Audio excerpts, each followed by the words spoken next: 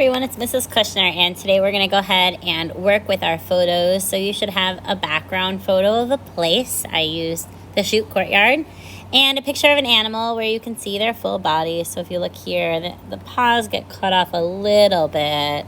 Maybe we'll use this lion. This is tricky because you see down here his foot is blocked by the branch. So when you're searching for photos, you want to make sure that you have a full one. Maybe I'll just use this bird.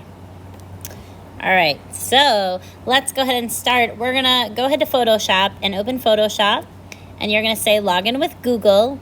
And if it gives you the option, pick the bottom option. It should say something like Evanston, Skokie, District 65. And now what I'm gonna do is go to the bottom left and say import and open. And I'm gonna import a photo. And I wanna import my background photo. So I'm gonna go ahead and grab that photo of the courtyard. Let's find where that is. There we go.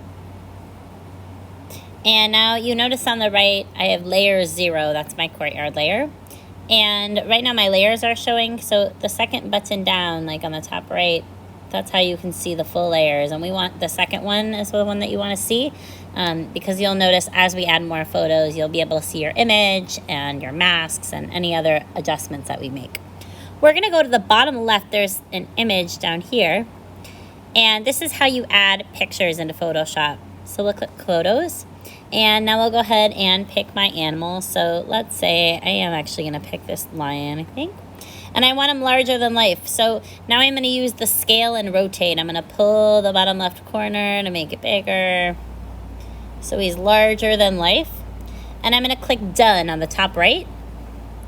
And now that I've got him how I want him, I need to get rid of that background, right? So now I'm going to switch over to the lasso tool. It's the third one down.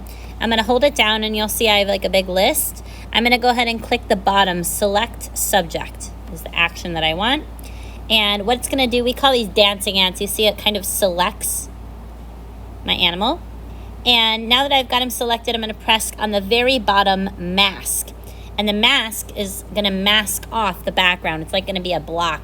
And you'll notice on my layers right now, if you look, I have the lion picture and I have the mask. The mask is black and then the lion is white. So that's showing you that the black part is covered, so you can't see it, and the white part is what we see.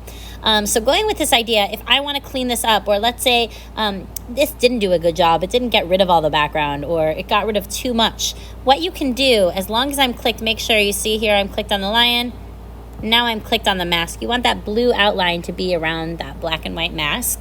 I can go to my paintbrush tool, which is right below, and I'm going to click on the top color and I'm going to make it black. Anytime that I make my color black, it's going to be like an eraser. It's going to mask. So I can change my brush size here. I can change below the opacity. I'm going to make it 100% so it erases well. And I can change my brush too if I want it to be like a really hard brush or kind of an airbrush. I can play with that. And let's say I want to go over here. There's kind of this weird thing. It didn't erase. So see, I can just kind of go with my black brush and erase. And if I want to zoom in by pinching my fingers, maybe I want to make my brush smaller so I can get those details a little bit better.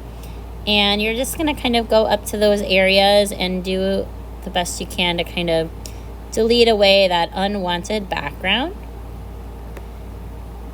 So I'd probably want to spend a little more time on that, but for now, oops, and see I made a mistake. Oops, I can always go to my back button and just go back one, right? And then if I wanted to bring something back, let's say, I erased it, whoops, and I want to bring that back, I can now change my brush to white, and then if I color over it with a white, it's going to bring that part back. Okay, so those are two different tools. The black masks and like erases it. The white brings it back. And I could do that same thing like around his feet. If I want to bring them back a little bit more. See, there was like some grass there. And right now I'm looking, it doesn't look super natural. So once I'm done kind of refining it with my black and white brushes, then I'm gonna go ahead to my arrow tool on the top left and I can move it around. So I could say, oh, his feet get cut off. Maybe I'm gonna just bring him to the bottom of the page. And that way it looks a little more natural, a little more real, which is what we're going for. And once I've got that, this is where we're stopping for today. We can go to this box with the arrow on the top right. and we'll say quick export, which is gonna just go ahead and save. So I'll click save image, and now that picture is gonna go to my camera roll. And tomorrow we'll work on adding a shadow.